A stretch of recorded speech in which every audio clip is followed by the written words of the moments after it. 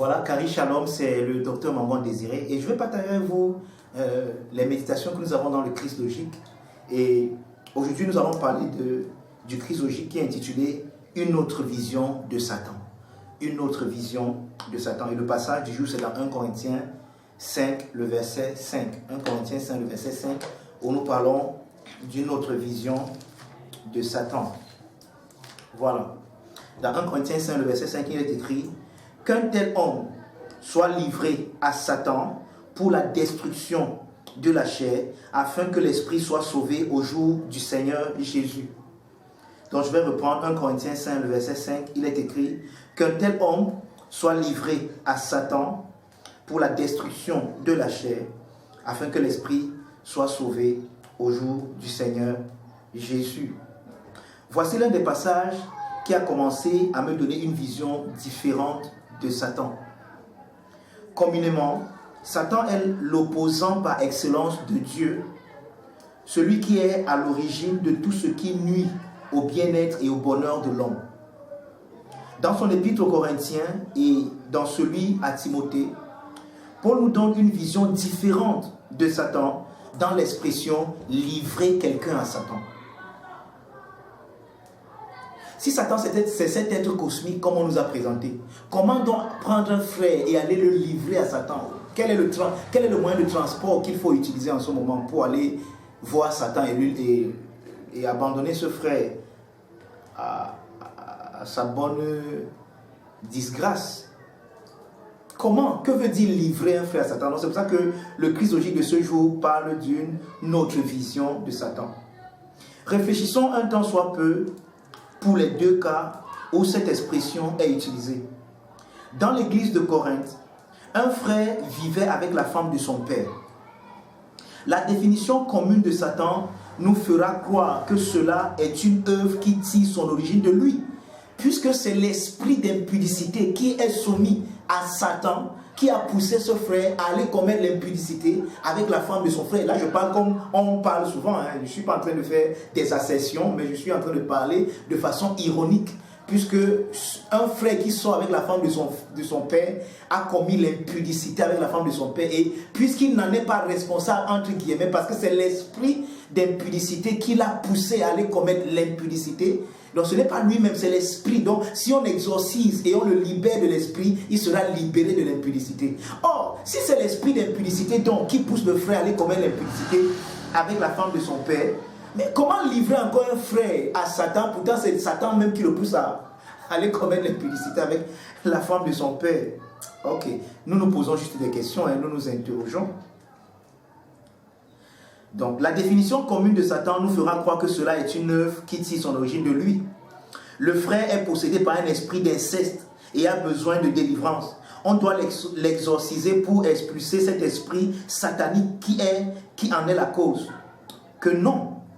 Paul dit plutôt que si on le livre à Satan, sa chair, c'est-à-dire son penchant, qui le pousse à l'inceste, c'est ça sa chair. La chair n'a rien à voir avec son corps, mais avec ce penchant, avec ce plaisir, avec ce désir, d'accord, qui le pousse à l'inceste. Alors, Paul dit que si on livre ce frère à Satan, sa chair sera détruite et son esprit sera sauvé à la fin.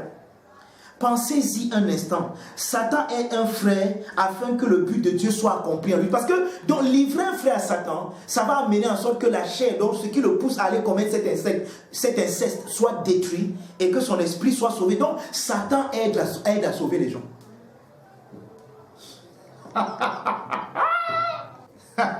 Oui, c'est de tels passages qui ont commencé à ouvrir mes yeux. Bien sûr, avec mon enseignant, son excellence l'apôtre Dr. Sean Smith. Et j'ai commencé à me poser des bonnes questions et à investiguer, et par la grâce de Dieu, à tomber dans les conclusions dans lesquelles je suis tombé aujourd'hui. Donc, l'apôtre Paul demande de livrer un frère à Satan afin qu'il soit sauvé. Donc, le fait de livrer ce frère à Satan va aboutir, aura le dénouement de son salut. Donc, Satan sera l'instrument. Le fait de le livrer à Satan sera l'instrument pour le sauver, le délivrer d'une certaine condition incestueuse dans laquelle il se trouve.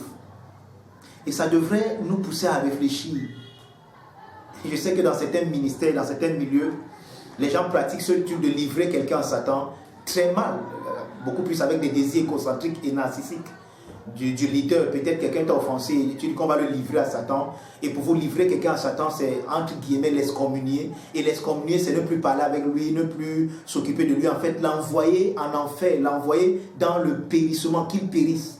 Mais ça n'a rien à voir avec ce que l'apôtre Paul appelle livrer un frère à Satan. L'apôtre Paul dit qu'on livre un frère à Satan afin que la chair, dont le penchant, le désir charnel soit détruit pour que son esprit soit sauvé. Donc, le but pour lequel on livre un frère à Satan, c'est pour le salut, c'est pour son salut. Maintenant, dans le deuxième passage, celui où Paul écrit à son protégé, donc à Timothée, dans 1 Timothée 1, les versets 19 à 20, je vais même lire cela, 1 Timothée 1, les versets 19 à 20. Permettez que nous ouvrons 1 Timothée 1, les versets 19 à 20, il dit: en gardant la foi et une bonne conscience, cette conscience, quelques-uns l'ont perdue et ont fait naufrage par rapport à la foi. De ce nom sont Hyménée et Alexandre que j'ai livrés à Satan, afin qu'ils apprennent à ne pas blasphémer. Ah! Paul dit qu'il a livré Hyménée et Alexandre à Satan, afin qu'ils apprennent à ne pas blasphémer. Aïe! Mais nous savons que si un frère blasphème, c'est qu'il a l'esprit de blasphème, et cet esprit vient de Satan. Mais comment Paul livre Hyménée et Alexandre à Satan pour qu'ils apprennent, donc pour qu'ils aillent à l'école? Donc livrer Hyménée et Alexandre à Satan, c'est les inscrire à une école où ils vont apprendre à ne pas blasphémer. Waouh! Je sais que ça détruit complètement toutes les théories que nous avons conçues concernant Satan, n'est-ce pas? On livre un frère à Satan afin qu'il apprenne à ne pas blasphémer. Frère, quand vous lisez de telles choses, ça vous pousse à réfléchir. Vous êtes obligé de vous poser des questions. Est-ce que les informations que j'ai reçues sur Satan sont vraies? Voici Paul qui dit, et c'est la seule fois où Paul parle de livrer quelqu'un à Satan, hein, dans 1 Corinthiens qu'on vient de lire et dans Timothée. Là-bas, il dit qu'on doit se livrer ce frère à Satan afin de le sortir de la situation incestueuse dans laquelle il se trouvait. Et ici, il demande de livrer ce frère, de livrer Hyménée et Alexandre à Satan afin que ces gars apprennent à ne pas blasphémer. Waouh! Donc, livrer quelqu'un à Satan, il apprend à ne pas blasphémer. Et voilà ce que nous disons dans notre christologie. Donc, dans ce deuxième passage, où celui dans l'apôtre, il cite donc Hyménée et Alexandre qu'il a livré à Satan, afin qu'ils apprennent à ne pas blasphémer. Alors Satan apprendrait à ne pas blasphémer. Donc livrer à Satan apprendrait quelqu'un à ne pas blasphémer. Je veux avouer que ces passages m'ont mis la puce à l'oreille et j'ai commencé à avoir une autre vision de Satan. Non comme celui qui sponsorise tout ce qui est mal, l'adversaire de Dieu, mais pour ce qu'il est, tel que présenté dans les deux versets. Vous qui avez suivi cette émission, je ne sais pas si ça vous a donné une autre vision de Satan. Dans 1 Corinthiens 5, le verset 5, Paul demande qu'on livre un frère à Satan pour la destruction de sa chair, afin que son esprit soit sauvé au jour du Seigneur Jésus. Et dans 1 Timothée, Paul dit qu'il a livré Hyménée et Alexandre à Satan afin qu'ils apprennent à ne pas blasphémer. Est-ce que ce que nous avons compris dans ces passages corrobore ce que nous venons de dire? Est-ce que c'est comme ça que nous avons compris livrer quelqu'un à Satan? Ou alors nous avons une autre définition de ce terme? Livrer un frère à Satan ne veut pas dire le détruire, mais ça a un but salvifique. C'est dans le but de le sauver. C'est ici que nous allons nous arrêter pour cette émission. Merci d'avoir été fidèles. Abonnez-vous à notre page YouTube et likez nos vidéos et partagez-les pour que d'autres personnes comme vous également soient édifiées. Kari Shalom, à la prochaine émission.